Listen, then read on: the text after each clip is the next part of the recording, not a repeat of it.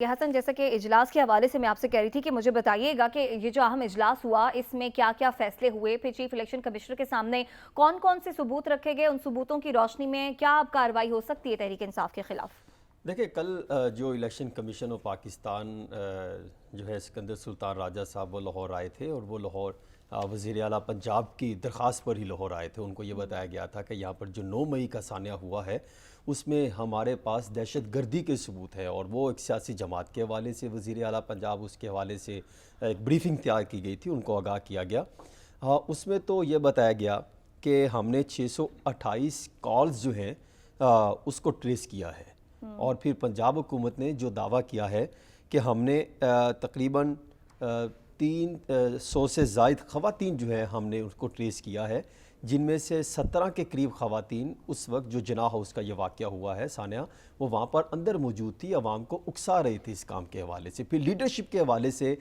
جس آپ کو یاد ہوگا گزشتہ ہفتے بھی میں نے یہ بات بتائی تھی کہ 27 کے قریب افراد جو ہے انہوں نے نامزد کیے تھے، وہی بات انہوں نے 27 کے افراد کے حوالے سے کہ یہ پی ٹی آئی کی لیڈرشپ ہے، یہ ان کی جانب سے دعویٰ کیا گیا، اور انہوں نے ان کے سامنے وہ تمام تر حقائق سامنے رکھے۔ اور پھر ان کو یہ کہا گیا کہ ایک جج صاحب کا انہوں نے ذکر کیا کہ انہوں نے ایک سہولت کاری کے زمرے میں آتا ہے، تو اس کے حوالے سے ان کا یہ خیال تھا کہ ان کے خلاف ہمیں ریفرنس بھجوانا چاہیے۔ پھر انہوں نے یہ کہا کہ یہ تو حکومت کا معاملہ ہے۔ پھر رات گئے اجلاس ہوا، پھر حکومت نے باقاعدہ اعلامیہ جاری کیا، اور اس میں وہ یہ کہتے ہیں کہ ہم جو جج صاحب ہیں ان کو باقاعدہ غیر قانونی اور غیر آئینی سہولت کرنے میں اس کاری کے اس الزام کو مد نظر رکھتے ہوئے آفیشیلی طور پہ ایک ریفرنس جو ہے وہ دائر کیا جائے گا۔ اور پھر کچھ ان کی جانب سے اگر دیکھا جائے تو جو 8 دہشت گرد گزشتہ روز انہوں نے گرفتار کیے، ان کا یہ دعویٰ ہے پولیس کا کہ 16 مرتبہ ان کا پاکستان تحریک انصاف کی لیڈرشپ سے رابطہ ہوا، جس میں سینیٹر اعجاز چودھری اور دیگر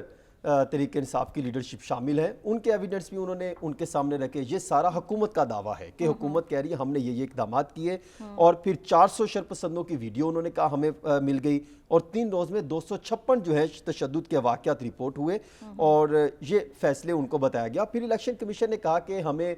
جو ہے وہ میرٹ پر آزادانہ انتخابات، غیر جانبدار طریقے سے ہم نے انتخابات کروانے ہیں، جس کے لیے ہمیں اقدامات کرنے چاہیے۔ انہوں نے کہا کہ آپ اس کو اپنے طریقے سے دیکھیں، اور امن و امان کی صورتحال بہتر ہونی چاہیے۔ اس کے بعد جو کل رات کو فیصلہ ہوا اجلاس میں، وہ یہ فیصلہ ہوا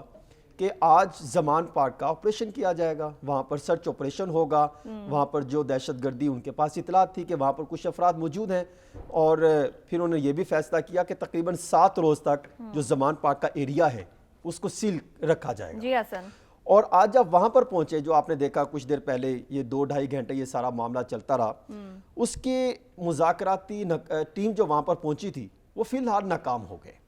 حکومتی ذرائع یہ دعویٰ کرتے ہیں کہ انہوں نے یہ کہا کہ ہم 400 افراد یہاں پر لے کر آئیں گے، پولیس اہلکار جو سرچ آپریشن کریں گے، اور انہوں نے جو 8 ایس او پیز طے کیے تھے اس میں کی 2 ایس او پیز یہ تھے کہ فیملی رومز تک بھی ایکسیس دی جائے گی، اور پھر ایک یہ ان کی جانب سے رکھا گیا تھا کہ جو لیڈرشپ ہے آپ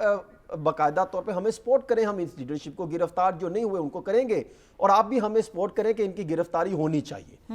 اطلاعات یہ ہے کہ عمران خان نے اس کی باقاعدہ مذمت کی ہے اس سارے واقعے کی، سانحے کی، اور یہ کہا کہ جو ملوث ہیں ان کو گرفتار آپ کو کرنا چاہیے، لیکن پراپر ایویڈنس کے ساتھ آپ عدالت جائیں، ہم بھی عدالت جائیں گے۔ لیکن جس جگہ پہ مذاکرات ناکام ہو گئے وہ یہ تھا کہ آپ 400 بندے کے ساتھ ہمارے گھر پہ دعویٰ نہیں بول سکتے۔ عمران خان نے کہا کہ آپ میکسیمم 20 سے 30 افراد لے آئیں، اور آ کے میڈیا اور ہماری لیگل ٹیم کے ساتھ آپ آئیں، آپ جا کے تلاشی لیں، اور فیملی رومز تک ایکسیس دینے سے انکار کیا ہے عمران خان نے، جس کی وجہ سے وہ ٹیم دوبارہ چلے گی۔ ابھی جو ہے لا اینڈ آرڈر کا اجلاس دوبارہ شروع ہوا ہے پنجاب کا، اس میں جو فیصلے ہوں گے اس کے مطابق دیکھیں گے۔